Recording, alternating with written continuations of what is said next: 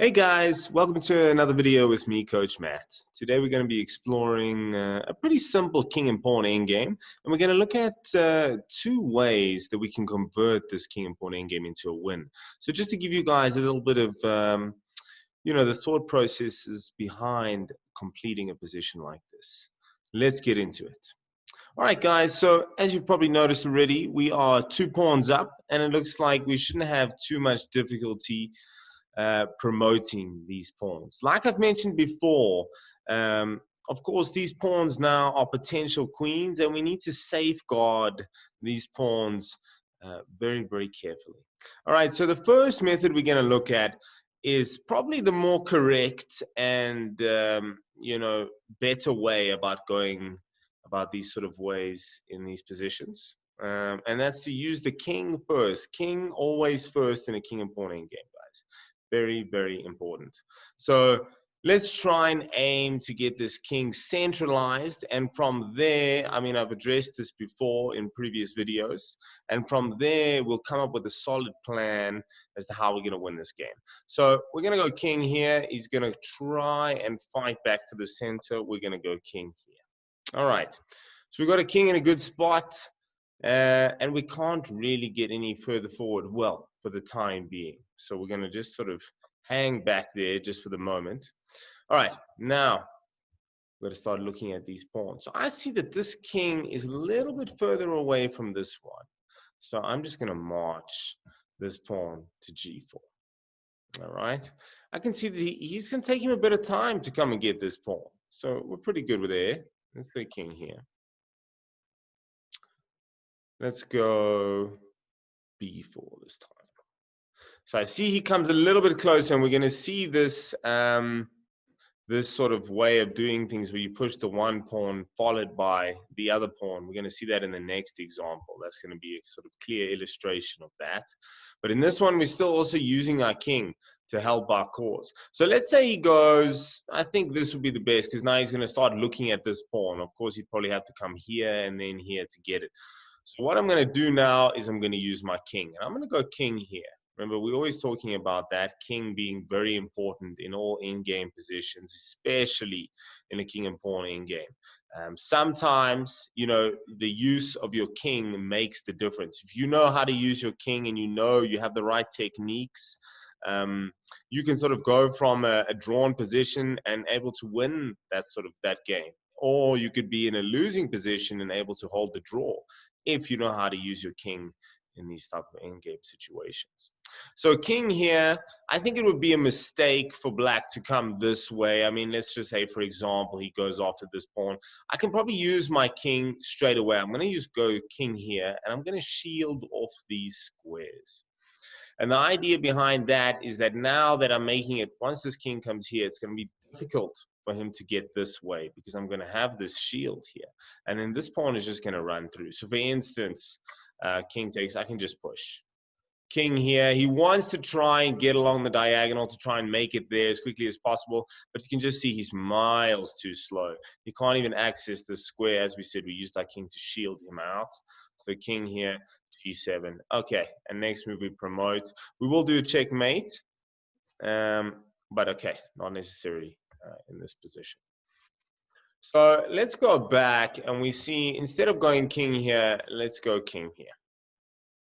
Instead of going for this pawn and allowing us this open sort of file to just continue, he comes back and tries to make it a little bit more challenging for us. So I continue. I'm going to push this pawn. And I think the king, well, he realizes that I'm going this way, so he pretty much has to come here. Kind of makes sense. He needs to do something.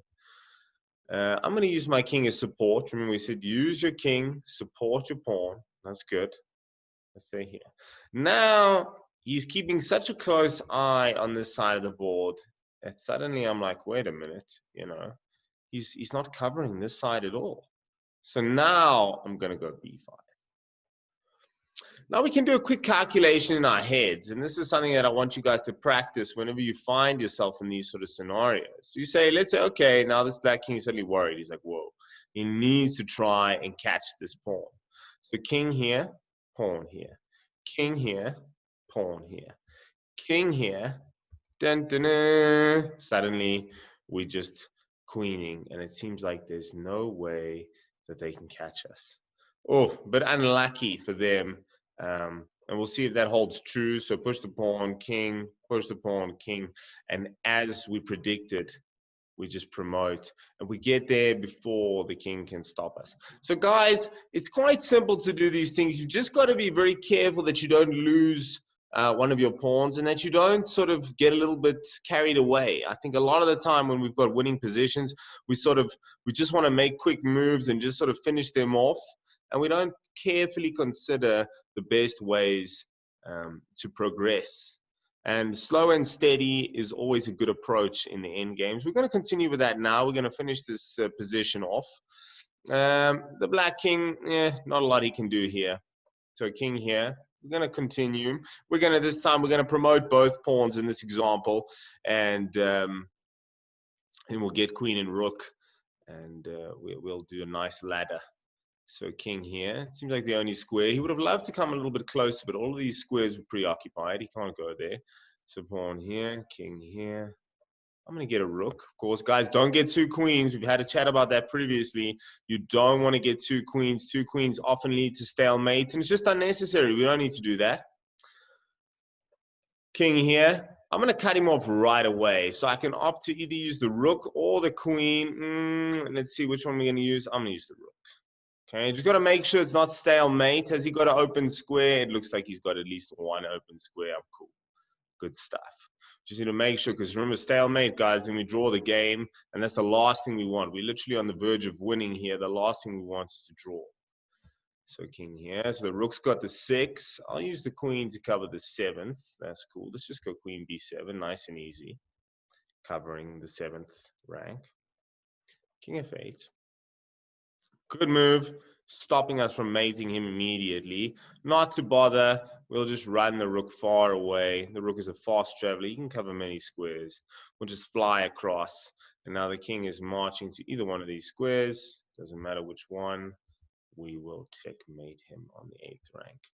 As you can see, the rook covers the 8th, queen covers the 7th, and that is mate. All right, cool. Let's go back.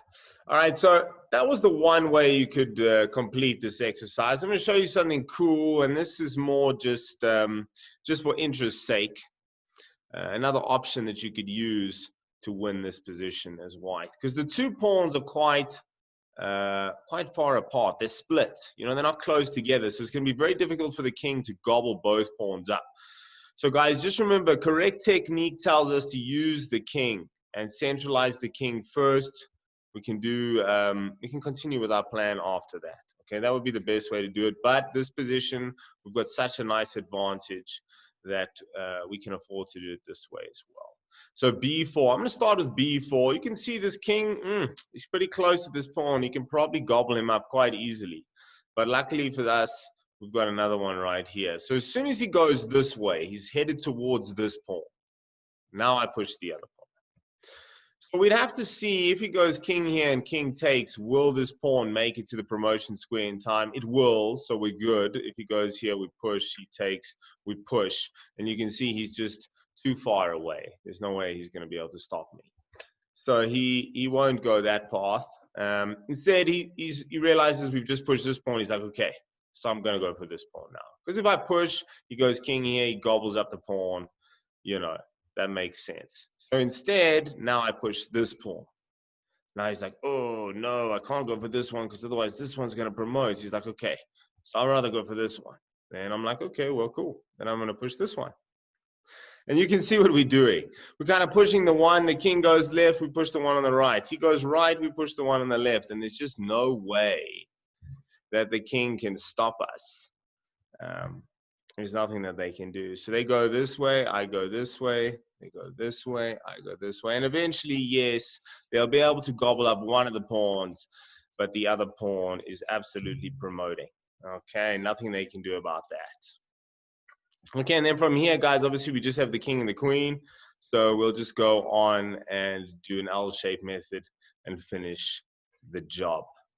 All right, guys, I would recommend that you go through this video again just to revise the material. Make sure that you sort of understand exactly what we've discussed here today. So when you find yourselves in these type of positions, you're able to convert the win and not have any slip-ups. I mean, there's nothing more frustrating than being on the verge of victory and then not having the correct technique and letting that win slip through our fingertips. So we don't want that at all. Guys, I hope you enjoyed this one, and until next time, goodbye.